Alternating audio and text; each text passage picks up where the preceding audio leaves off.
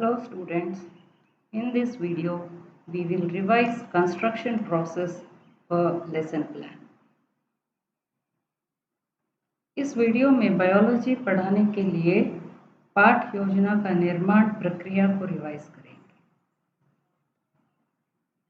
By now you all must be thorough with the definition and meaning of lesson plan. It is a teacher's daily guide for what students need to learn, how it will be taught and how learning will be measured.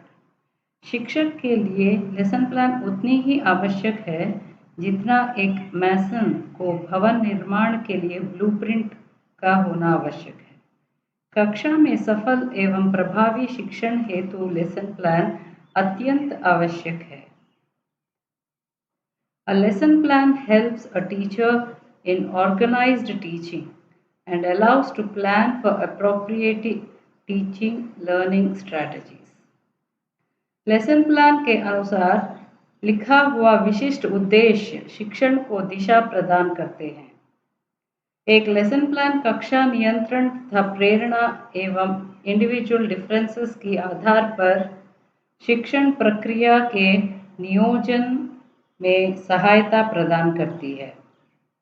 Teacher will be more prepared and confident while teaching the lesson with a well-developed lesson plan. In our previous video also, we have discussed how a good lesson plan should be. It should be in a written form and the learning outcomes must be clearly mentioned. सभी शिक्षण प्रक्रियाओं तथा सहायक सामग्री की पूर्ण जानकारी देना चाहिए. प्रेजेंटेशन या प्रस्तुतिकरण के क्रम तथा पाठ्य वस्तु के रूप में निश्चितता की जानकारी देना चाहिए. For every concept, illustrations related to daily life situation should be included. For example, pollution का लेसन पढ़ा रहे हैं तो उसका definition, causes, effects, measures to reduce pollution, इन सब के साथ साथ हमारे देश में और दुनिया में जो पोल्यूटेड सिटीज़ हैं उनके बारे में भी डिस्कस करना चाहिए. हर एक लेसन प्लान में पढ़ाए जाने वाले पाठ शीर्षक, कक्षा, ड्यूरेशन, विषय, प्रकरण, डेट को शामिल किया जाना चाहिए. जिस विद्यालय में शिक्षण किया जाता है उसका नाम भी अवश्य लिखना चाहिए. The most common format of lesson plan is the Herbartian lesson plan, which initially had only 4 steps, but later it is modified and has the 5 steps, namely preparation या प्रस्तावन, जिसमें छात्रों को पूर्व ज्ञान के आधार पर प्रश्नों या चार्ट के द्वारा पाठ को प्रस्तावित करते हैं. प्रिपरेशन का अंतिम प्रश्न समस्यात्मक होना चाहिए. The second step is presentation or प्रस्तुतिकरण, where the students acquire new knowledge through the methods used by the teacher. शिक्षक विभिन्न शिक्षण पद्धति, प्रविधियों, ऑडियो विजुअल एड्स का प्रयोग करते हैं. The next step is comparison and association, जहाँ facts, incidents, experiments का तुलना और विश्लेषण होता है. In this step, the new knowledge gained will be made clearer, simpler and more comprehensible. The next step is generalization या सामान्यीकरण. The students are given opportunity to think and find solutions to problems. The final step is application या प्रयोगीकरण. इस चरण में छात्र जो नया ज्ञान प्राप्त करते हैं उसे एक नया सिचुएशन में अप्लाई करते हैं. In this slide, we will discuss how a teacher should analyze the content before constructing a lesson plan. According to Davies, content analysis is nothing but dividing the whole content into constituents and arranging them in a logical sequence. इस विश्लेषण में पूरा content को उपविषयों में विभाजित किया जाता है. प्रत्येक उपविषय को उसके घटकों में विभाजित किया जाता है, फिर उन्हें एक क्रम में अरेंज किया जाता है। As we can see in this slide, the content can be divided into subtopics and each subtopic is further divided into its component subtopics. इस स्लाइड में हम समझ सकते हैं कि कंटेंट एनालिसिस करने के समय एक टीचर को किस एलिमेंट्स को कंसिडर करना है। वे है नीड्स ऑफ द स्टूडेंट्स, जो बच्चों का ज़रूरतें हैं, एक टीचर की क्रिएटिविटी, कंटेंट को प्रस्तुत करने का स्ट्रैटेजी, उनके इंडिविजुअल बच्चों के इंडिविजुअल डिफरेंसेस, स्टूडेंट्स का लेवल और उनका लर्निंग स्टाइल्स, पाठ का उद्देश्य, जो पढ़ाना चाहते हैं उसका कंटेंट, और अंत में जो इवैल्यूएशन करना चाहते हैं उसका मेथड्स का विश्लेषण करना चाहिए। टीचर को छात्रों के मानसिक स्तर और शैक्षिक स्तर को ध्यान में रखना चाहिए। टीचर का अपना नॉलेज बढ़ाना चाहिए, उसके लिए प्रामाणिक पुस्तकों की व्यवस्था करनी होगी। इस प्रकार कंटेंट एनालिसिस में शिक्षण गतिविधियों और शिक्षण रणनीतियों को व्यवस्थित करने में ये रिसोर्सेस मदद करते हैं। एक लेसन प्लान लिखने के समय हमेशा इन नियमों को याद रखना चाहिए।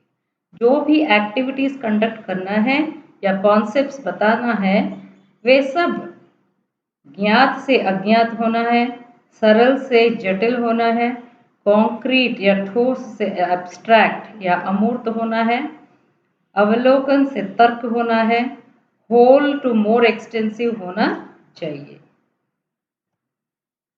इस स्लाइड में एक एग्जाम्पल दिया गया है कंटेंट एनालिसिस का। टॉपिक है माइक्रो ऑर्गेनिजम्स, उसमें सब टॉपिक्स है बैक्टीरिया और virus.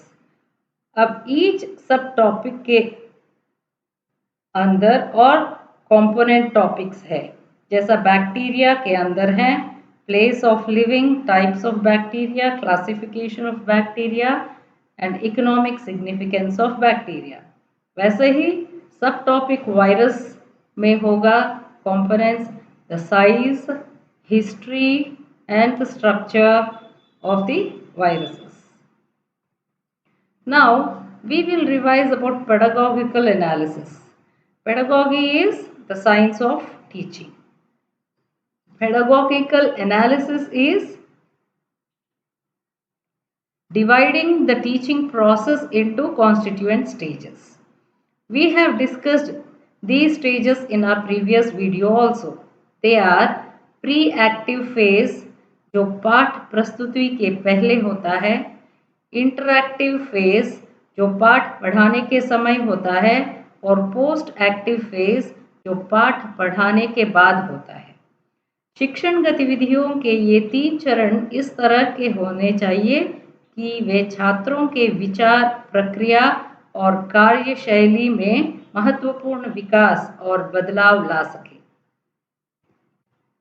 The essential steps for pedagogical analysis of lesson plan are arrangement and organization of content into suitable parts, selection of content in proper amount, उस particular class में जितना पढ़ाया जा सकता है उतना ही सेलेक्ट करना चाहिए, division into concepts, construction of teaching objectives, realization of objectives, planning and execution of suitable evaluation system.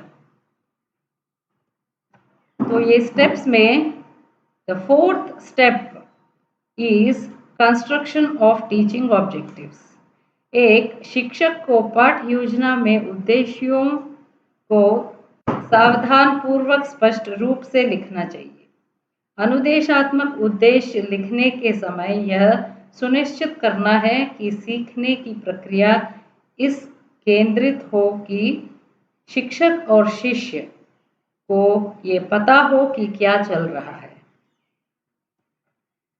In this slide, we are going to discuss the need to write the instructional objectives in behavioral terms.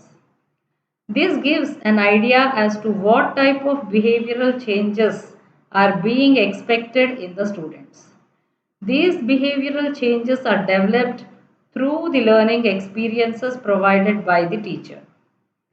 इसलिए उद्देश्यों को व्यवहार के संदर्भ में लिखना भी जरूरी है। व्यवहार में परिवर्तन 3 तरह के होते हैं, ज्ञानात्मक, भावात्मक और क्रियात्मक। We will understand the writing of objectives in behavioral terms through this illustration. By completing the subtopic cell structure, the teacher expects the following behavioral changes. So the objectives are listed as follows. The students tell the meaning of cell and cell structure. छात्र कोशिका और कोशिका संरचना का अर्थ बताते हैं। The students analyze cell in the form of a basic structural and functional living unit.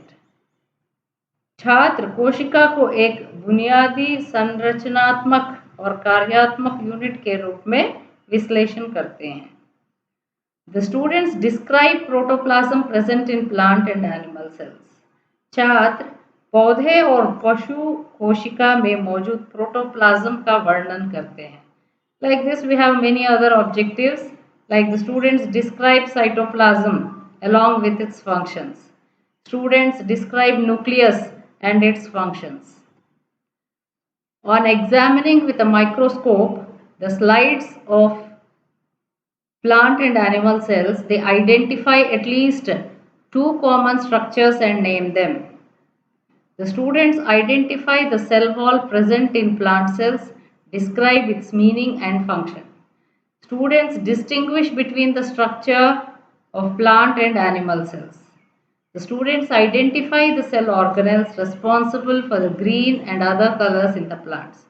The students draw a suitable diagram for the study of the structure of animal cells and plant cells. So like this, all the objectives fall under the 3 domains: cognitive, affective and psychomotor domains. Therefore, constructing a lesson plan is a complex yet essential part of teaching process. अगर हम विफल होंगे planning में तो हमारा पूरा planning या योजना ही विफल हो जाएगा। Thank you.